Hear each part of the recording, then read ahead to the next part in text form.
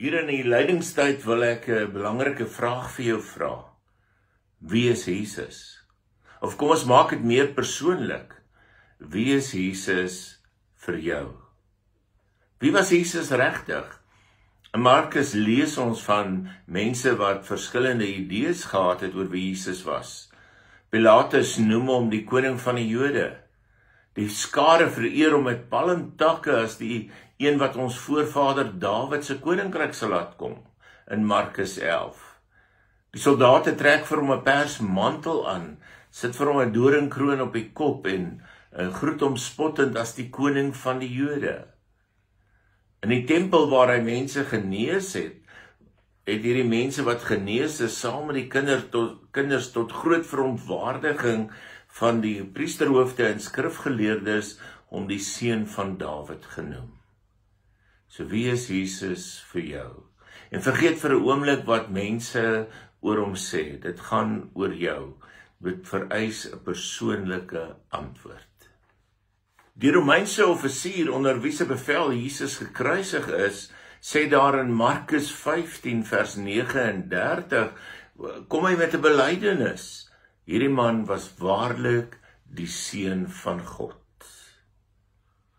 Hy is die een wat gekom het om te soek en te red. Is dit ook jou antwoord? Hy is die enigste verlosser, my verlosser, wat vir my gesterf het.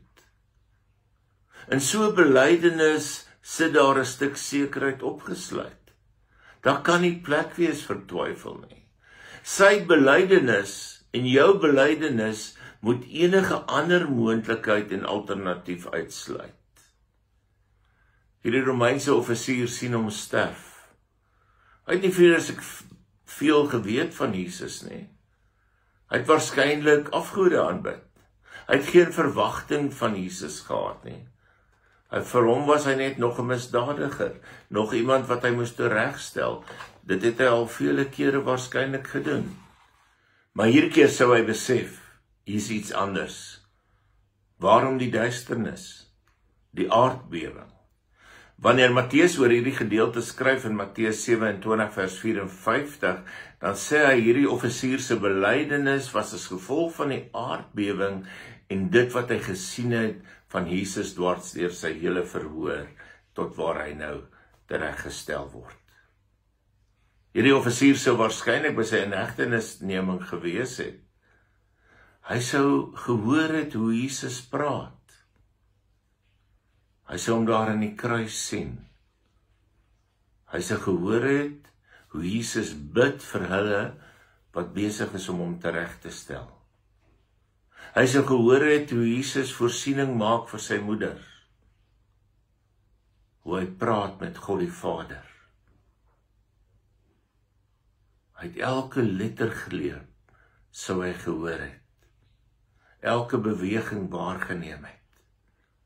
En toe daar die laaste gebed deur Jesus opgestuur is, en in die antwoord van 'n aardbewing teruggekom het sy groeiende oortuiging uitgeloop op hierdie belydenis. Hierdie man is waarlik die seun van God. Toe Jesus sy laaste asem uitgeblaas het, het die voorhangsel in die tempel van bo tot onder middeldeur geskeur. En die voorhangsel het die heilige van die allerheiligste geskei. En net die hoëpriester kon in die allerheiligste ingaan, daar waar God gewoon het. Met die skeuring van die voorhangsel het ons almal deur Jesus Christus toegang tot God. Hy bly nie meer in 'n tempel nie. Hy is by ons en ons het toegang tot hom. Maar dit is baie keer nodig, altyd nodig, dat die sluier van ons oë ook afgelig word. Dat die sluier vir ons moet weggeskuif word, sodat ons God kan raak sien. Daar was 'n klomp soldate by die kruisiging. Hulle was besig om te dobbel oor Jesus se klere. Hulle was blind. Die sluier was nie vir hulle gelig nie. Daar was kerkleiers, die gepeupel van Jerusalem. Hulle het die sluier van vooroordeel gehad. Die grootste gebeurtenis wat op aarde ooit waargeneem is, was daar voor hulle aan die afspeel en hulle was stokblind daarvoor. Maar die sluier is geskeur vir hierdie offisier. En hy het Jesus gesien soos hy werklik is.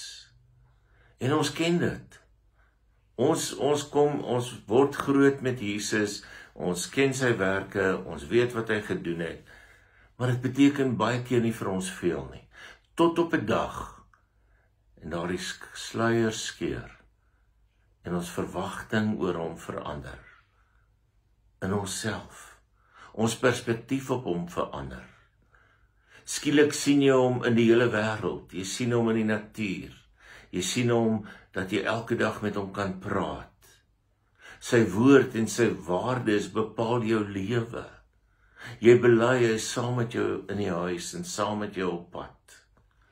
Want hy het vir jou alles geword. Hy is dan jou verlosser. Hierdie offisier, Romeinse offisier se belydenis was in die openbaar gedoen.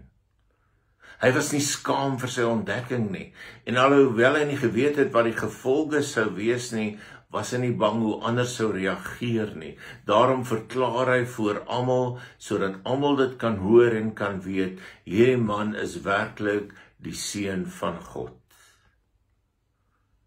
Wat is jou belydenis?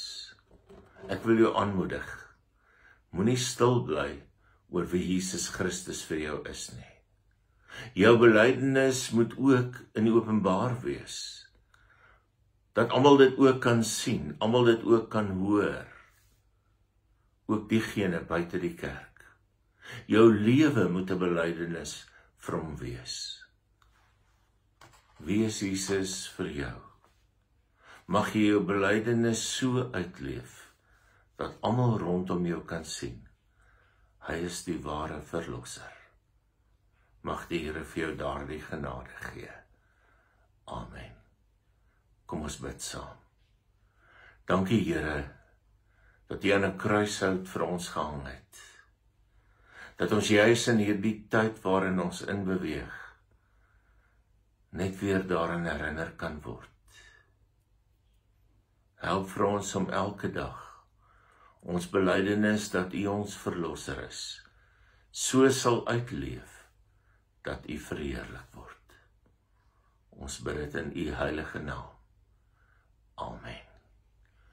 Mag die Here vir jou seën, mag jy elke dag in sy vrede en genade leef. Ons praat weer 'n volgende keer. Totsiens.